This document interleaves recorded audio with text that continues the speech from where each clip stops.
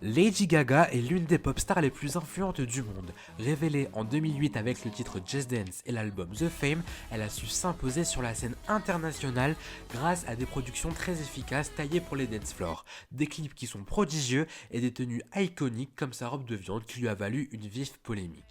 C'est simple, entre 2008 et 2012, la pop musique est largement dominée par Gaga qui a même été comparée à la reine de la pop, Madonna. Mais depuis 2013 et l'accueil mitigé de son album Art Pop porté par le single Applause, Lady Gaga a perdu de son aura. L'album John, sorti en 2016, lui a permis de se racheter une image plus simple auprès du public, mais malheureusement, cela ne lui a pas suffi à réitérer ses succès précédents puisque l'album s'est vendu à 1,5 million d'exemplaires dans le monde, contrairement à ses précédents opus tels que Born This Way, qui s'était écoulé à plus de 8 millions d'exemplaires en 2011. Après avoir décroché quelques tubes grâce à la bande originale du film Star is Born, Lady Gaga est de retour en 2020 à la pop music avec son nouvel album Chromatica. Mais cet album arrivera-t-il à réamener Lady Gaga au sommet ?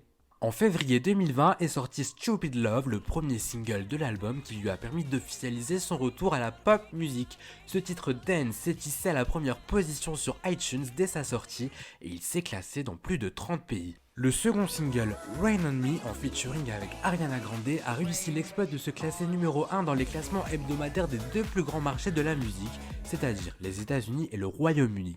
Et en 2 semaines, la vidéo dépasse les 86 millions de vues sur YouTube, un record.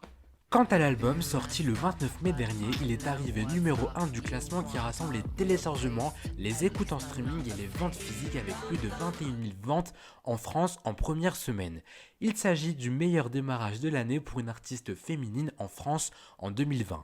Lady Gaga semble donc avoir réussi son retour, mais c'est aux fans d'en juger.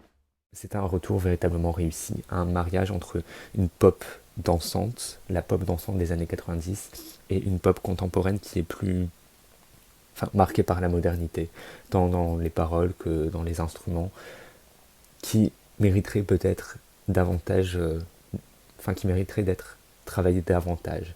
Mais c'est un retour, je pense, véritablement réussi.